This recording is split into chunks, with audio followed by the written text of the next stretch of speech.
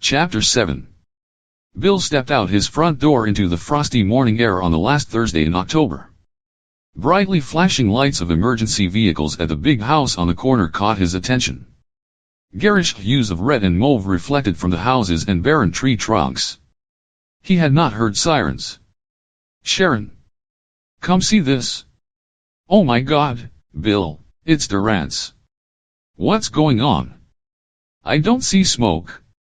Sharon shivered in the cold air and squeezed Bill's arm.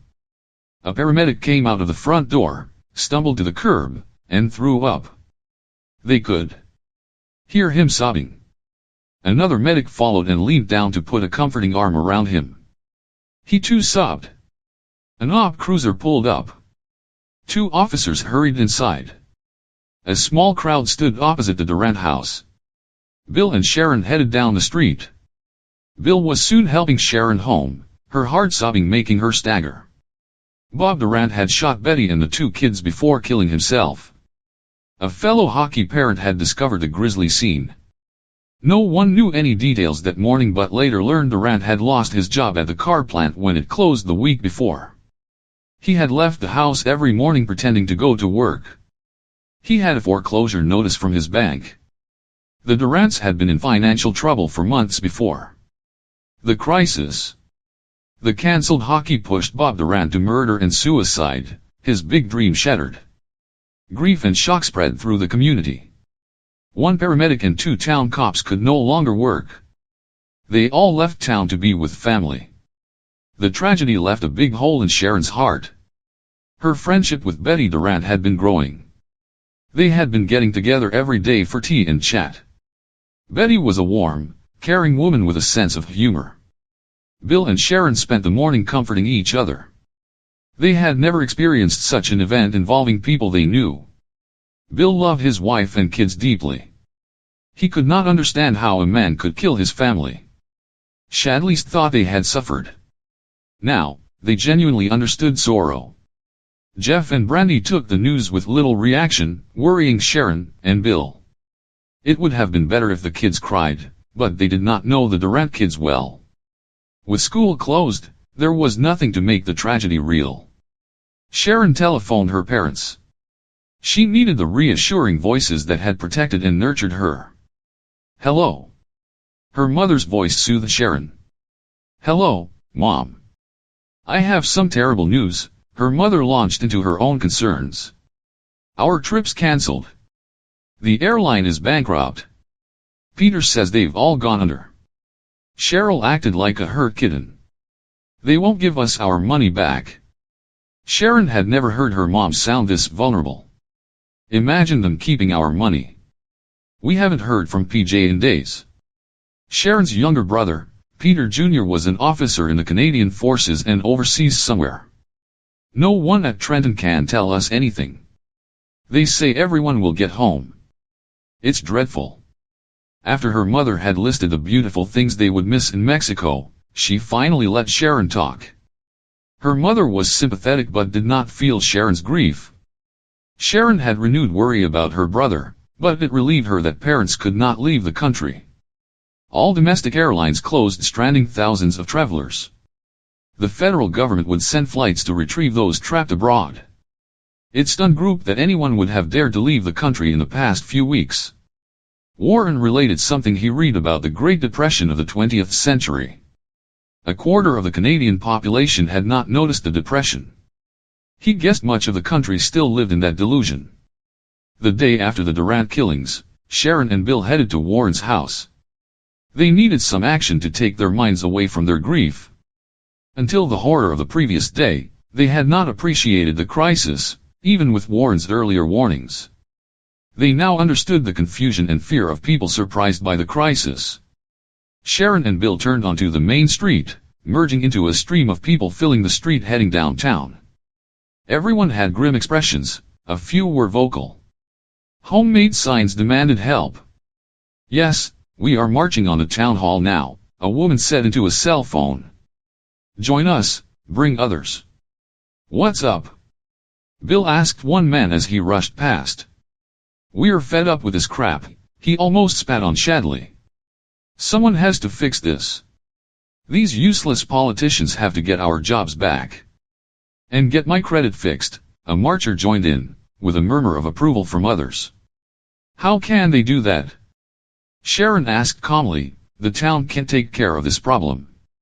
You on their side, he glared. We'll make them. I don't think there are sides. We need to get together and help ourselves. Bill defended Sharon. We can't count on a savior. Look, dickhead, the man glared, balling his fists, crowding in towards Bill. Since I moved to this hick town, I've minded my business, let them do what they wanted. They screwed me, screwed all of us. I knew they were all like this. That's why I never voted, crooks, all of them. Join us or butt out, if you know what I mean. Do what you want, Bill stepped back, but it won't get you anywhere. The man closed in on Bill once more, gave him a shove and hurried away, yelling at the crowd. Wow, Sharon gasped, I thought you were going to get a bloody nose. They sure are angry. Too bad we can't get them to work with us instead of just blowing off. I think we should collect Warren and head downtown to see what this is all about. Bill recovered from the adrenaline rush. I can't believe they are all as useless as that jerk. Warren was right. These people need someone to blame.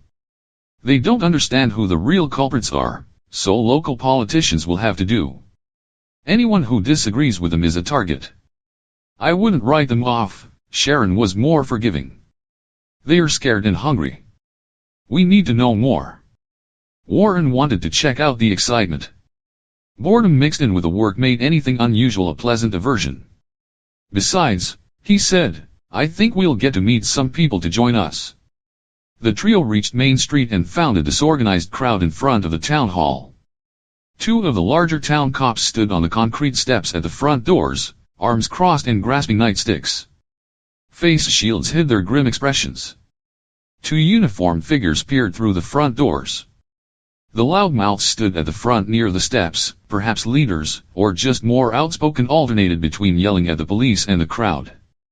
The shouting at the front diminished towards the rear where less aggressive people had gathered. The crowd reflected the town's population. The front echelon had a good number of young to middle-aged men and women sporting tattoos and piercing of various types, accompanied by several dogs. A man wearing a baseball cap and plaid bush jacket was one of the loudest agitators and held a chain leash, restraining a fierce-looking terrier. See the bunch with the dogs? Sharon leaned close to Bill's ear and whispered, they are what I call the moochers.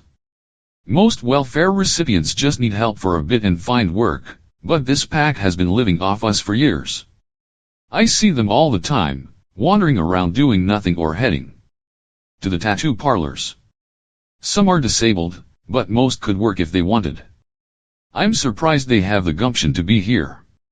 When were the welfare payments due? Bill asked. Yes, Sharon smiled, they missed it last Friday. These guys have no money. Who are the rest? Bill knew few locals. Most are strangers to me, Sharon surveyed the crowd. I see people who used to work at the parts plants, a few teachers, local small business owners, a couple of my clients and 2 or 3 cops out of uniform. We want money. We want food, chanted the crowd. When do we want it? The man with the dog cried. Now, the crowd responded. The newly unemployed and the welfare types had found unity. We want our share.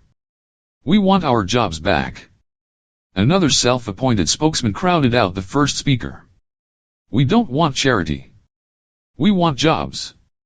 He threw a disdainful glare towards the welfare recipients. The politicians stole it all. They are keeping it from us, the man who had pushed Bill yelled. Johnson is fat and happy? The man faced the crowd and jerked his thumb over his shoulder towards the hall. He isn't hungry and still has a job, and his buddies do too. His words resonated. They aren't hungry. They have jobs, rang out in a vigorous chant that lasted several minutes. Most of the angry crowd ignored the common knowledge the town had not paid its employees since September and had laid them off. Evie and 2 others were unpaid volunteers. Where are they? They are scared to meet taxpayers. The belligerent ignored the fact he was in no position to pay tax. Come out and face us. Come out and help us. Come out, come out, come out, the new chant rang from the crowd. Sounds of foot stomping and the clanging of spoons hitting metal cooking pots joined the shouts. The officers on the steps tensed, but there was no movement from the throng. They only repeated the loud chant. Ted Johnson did not appear. Split up and talk to folks. The mass of hostile strangers made Warren nervous. Find out what they are thinking. Don't tell about us unless you're comfortable.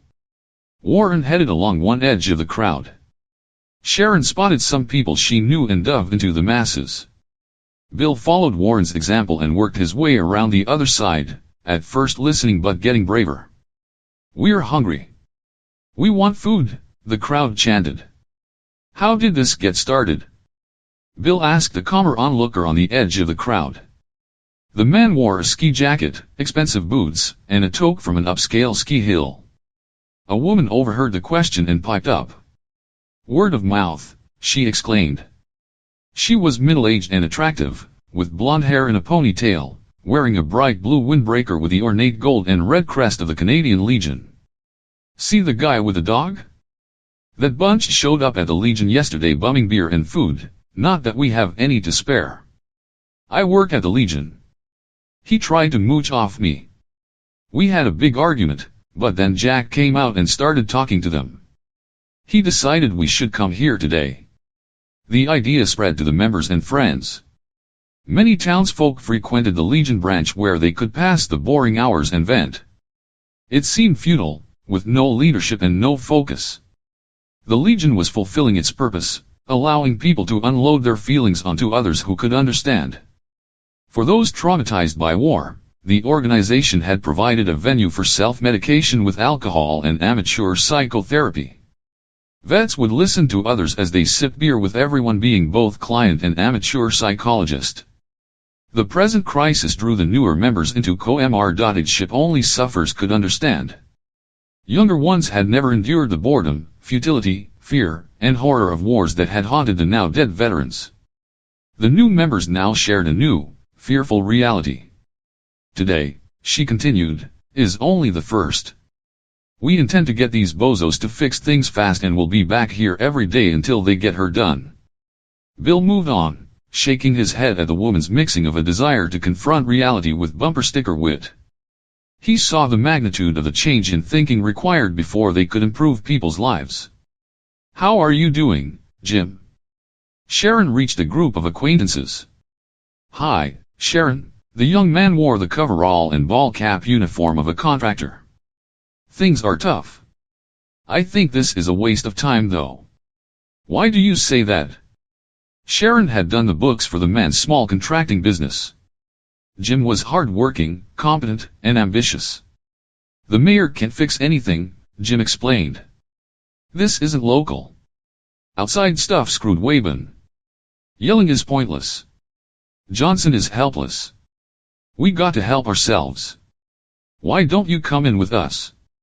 Sharon had tried to draw Jim in a few weeks before, but it had been too soon. He had hoped then. Drop over to our house tonight. Can we bring our little girl? We can't afford a sitter. Sharon assured him Brandy would entertain little Kim. Warren made the most meaningful connection. Al Wright, the United Church pastor, was on the fringe of the crowd, talking with a few others. Hello Al. Warren was not a church member but had chatted with Wright before. What's going on? Hello, Warren, Al smiled warmly. We're wondering how to turn this energy to good use. The Reverend spoke loudly above the din of the mob.